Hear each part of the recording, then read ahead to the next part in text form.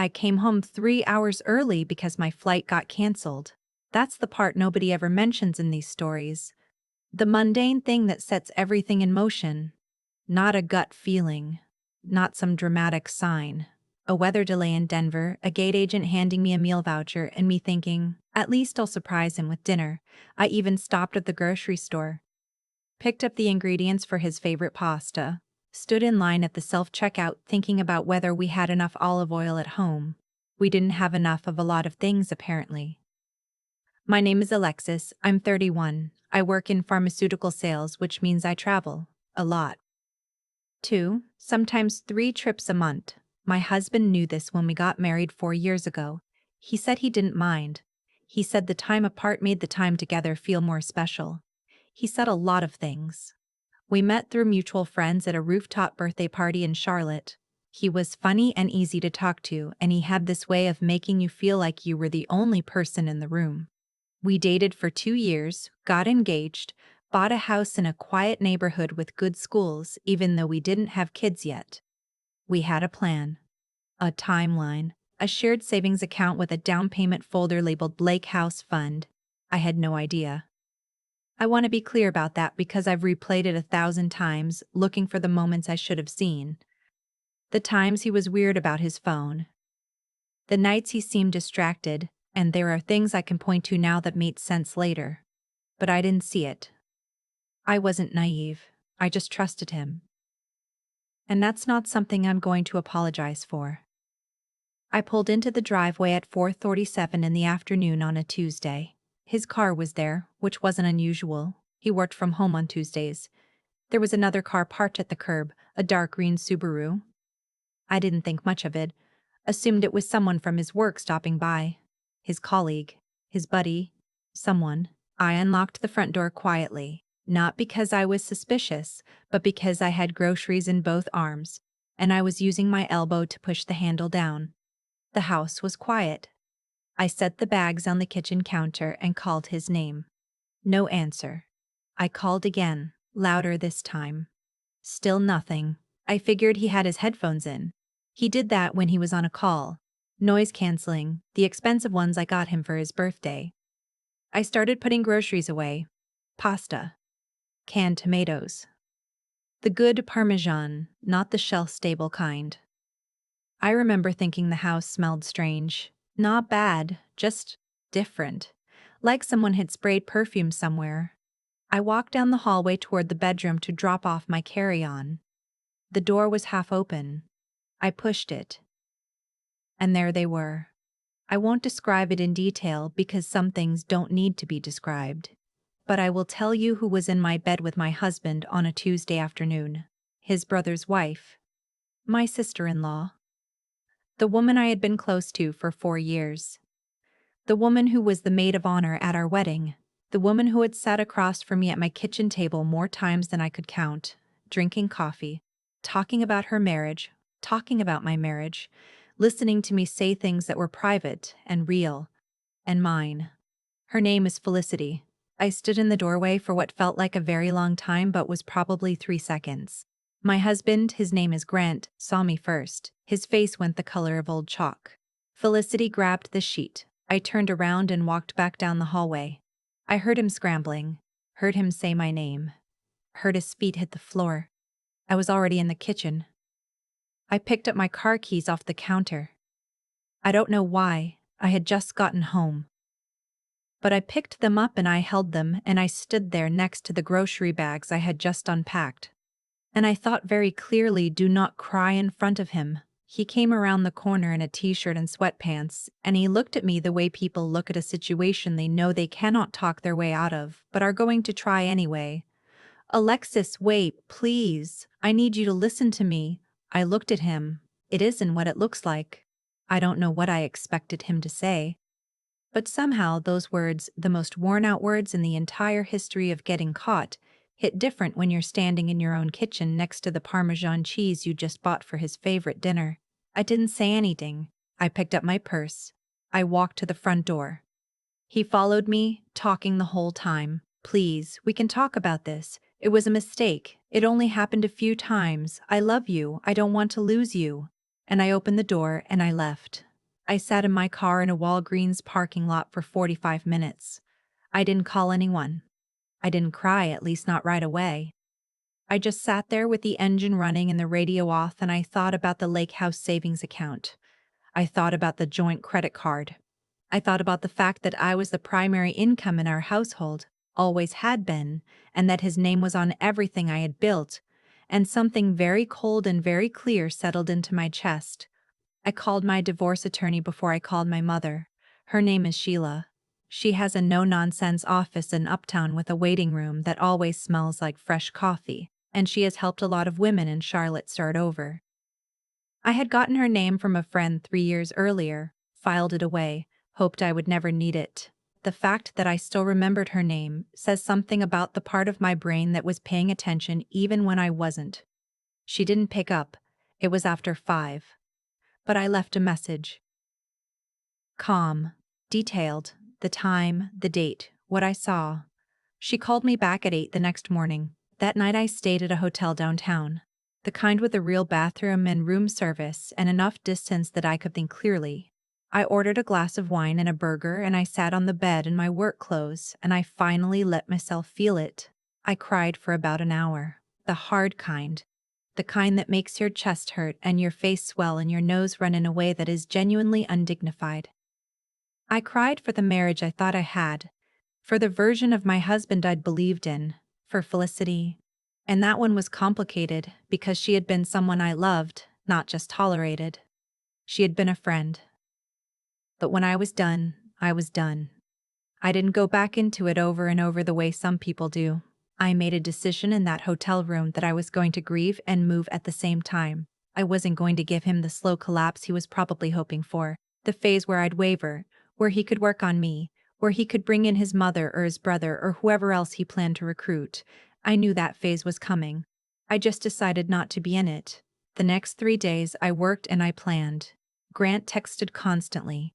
Apologized in ways that grew more elaborate and more desperate with each one. First it was, "I'm sorry, I love you, please call me."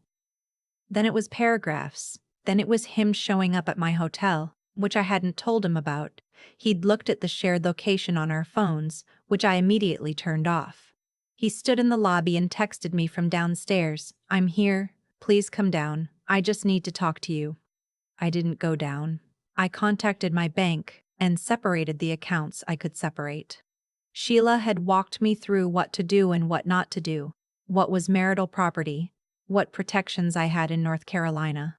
I made a list, went through it methodically, made copies of everything financial I could access, tax returns, retirement accounts, the deed on the house, the details of his investment account that I technically had spousal access to.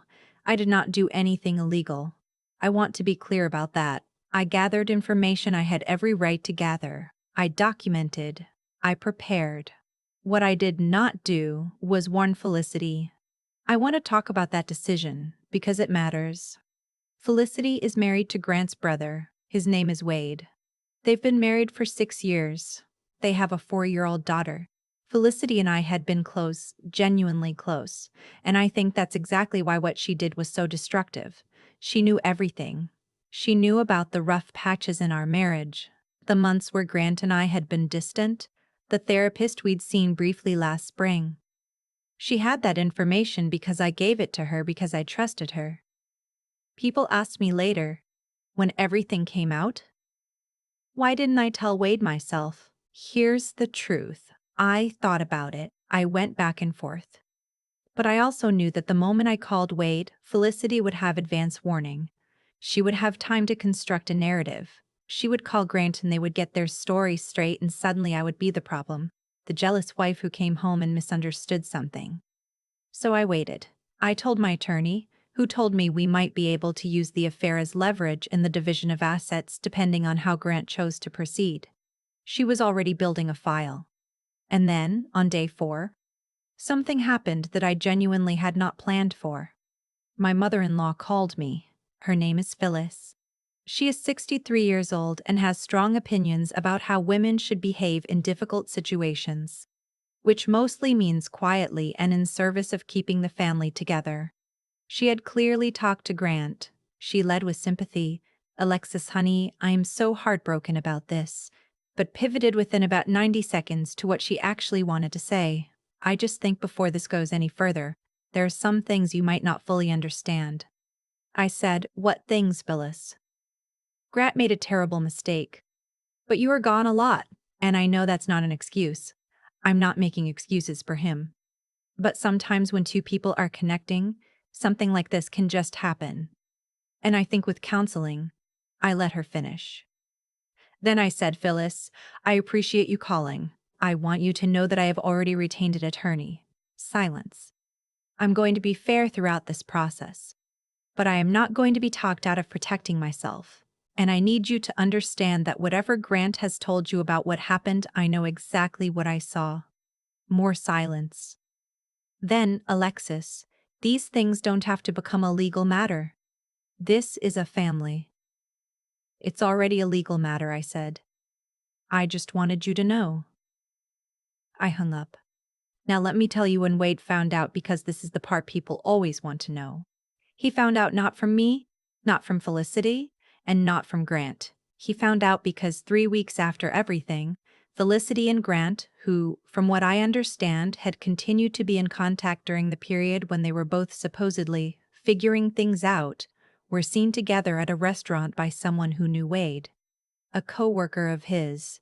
The coworker mentioned it, not realizing the significance, just making conversation. Wade is not a dramatic person. He is quiet and methodical, which is maybe why this took him a minute to land. But when it did, he called me. He called me. Not Grant. Not Felicity. Me. I answered. He didn't say much at first. Just, "Is it true?" I said yes. He said, "How long?" I said I didn't know exactly, that I only found out when I did, but that based on what I'd been able to piece together, a few things my attorney had helped me document, it had been going on for at least a few months. He was quiet for a very long time. Then he said, "I'm sorry this happened to you." And I said, "I'm sorry it happened to you too." I meant it. The divorce proceeded. Grant tried to delay things, tried to negotiate, tried to have his attorney suggest that we do mediation first. We did mediation. It went about as well as you'd expect when one party has a fully documented asset inventory and the other party is trying to argue from a position of moral weakness. The house was the biggest issue. My name was the primary name on the mortgage. I had put up the larger share of the down payment. Grant wanted to state, he said uprooting himself while things were already so chaotic wasn't fair. I found that argument stunning in its confidence, but I let my attorney handle it. Grant moved out in October. I did not burn the mattress, though the thought occurred to me. What I did do was have the entire house professionally cleaned, room by room, and repainted the bedroom a color I had always wanted. But that Grant said was too dark. It's called Midnight Plum. I love it. I want to talk about Felicity for a moment, because I know that's what people wonder about. She lost her marriage. Wade filed within a month of finding out. Their situation was complicated because of their daughter, and I'm genuinely not going to go into the details of someone else's custody arrangement. But I will say, she did not walk away from what she did without consequence. The life she had, the house in Dilworth, the neighborhood friendships, the family holiday dinners she had been a part of for 6 years. All of it restructured around the thing she chose to do. Grant, for his part, did not end up with Felicity. As far as I know, whatever they had dissolved under the weight of all the people who found out about it. I don't know the details. I stopped tracking it. I tracked my own life instead. That's the part that surprised me most, not the anger. I expected the anger, not the grief. I'd braced for the grief. What surprised me was how quickly, once I gave myself permission to move, things started to feel like mine again. I flew to Chicago in November for work. Stayed an extra day. Walked along the lake in the cold and ate deep dish pizza at a table by myself and didn't feel sad about it once. I started running again. I had stopped somewhere in the middle of the marriage. Too tired, too busy, always something. And I picked it back up in the fall. My first run was 18 minutes and I thought I was going to die. By February, I ran a 10K. I called my mother more. I let friends bring me food and watch bad TV with me without trying to perform being okay. I went to therapy, real therapy, not the couples kind, where you're partly trying to manage someone else's feelings while processing your own. Just mine.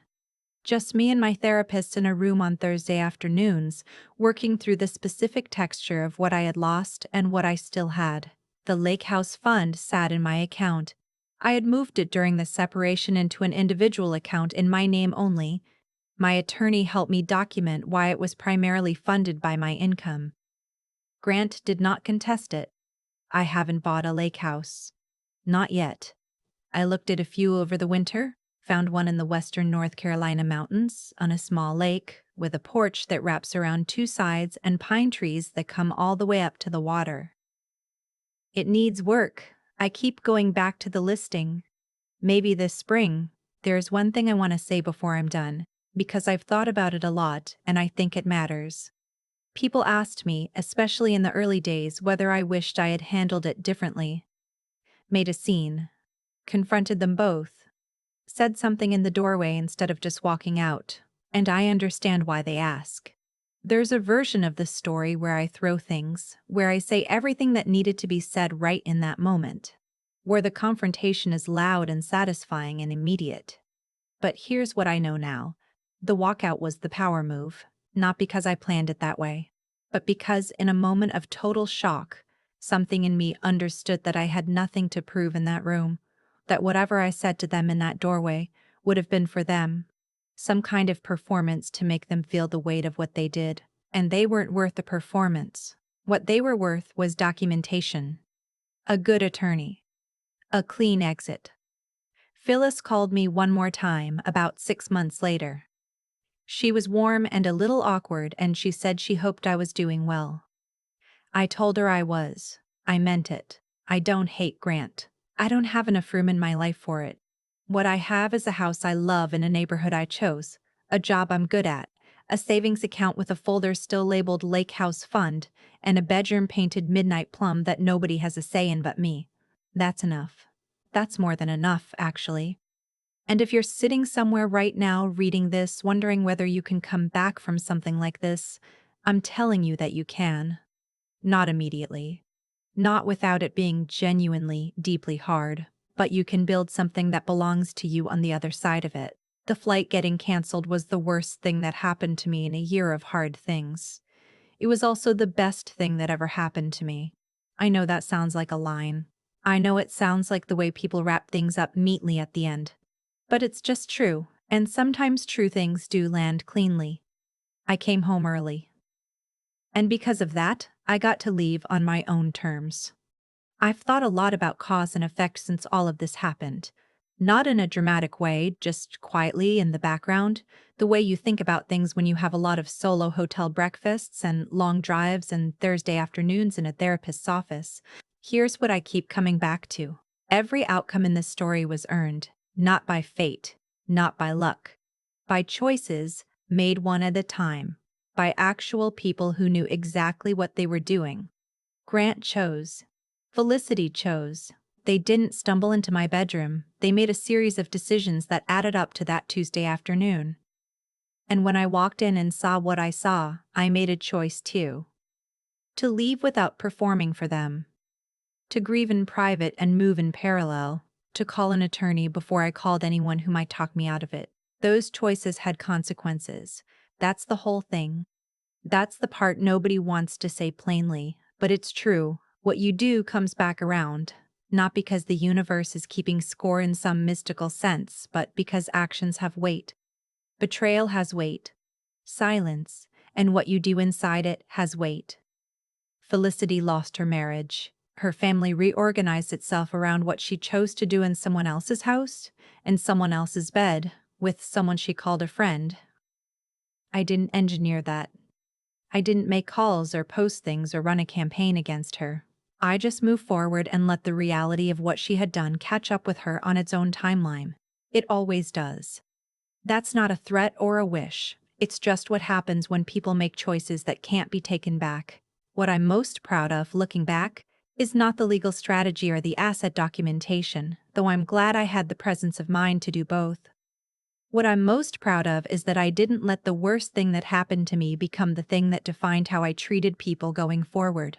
I was fair in the divorce. I was honest with Wade when he called. I didn't become someone I wouldn't recognize. That's the hard thing they don't tell you. That keeping your integrity in the middle of being wronged requires actual effort. It would have been easy to go scorched earth, to make it ugly, to let the anger run the whole show. And I'm not saying I wasn't angry. I was. But I'd watched enough people let their worst moments turn them into their worst selves, and I didn't want that. I wanted to come out of it still knowing who I was. Intelligence in a situation like this isn't about being cold. It's about being clear. Knowing what matters, what can wait, what needs to be documented, and what needs to be felt. Resilience isn't about pretending you're fine. It's about being wrecked and still making the next right move anyway. And integrity is the thing that's left when the anger fades and you have to look at yourself in a mirror that belongs only to you. I'm not the same person I was before that Tuesday. I don't think I'd want to be. The woman who bought Parmesan for someone who didn't deserve it, who filed away an attorney's number just in case she deserved better than she was getting, and somewhere she knew it. The woman who painted her bedroom midnight plum and is looking at a lake house listing she keeps going back to. She's figuring out what she actually wants. And that, in the end, might be the best thing that ever came out of a canceled flight.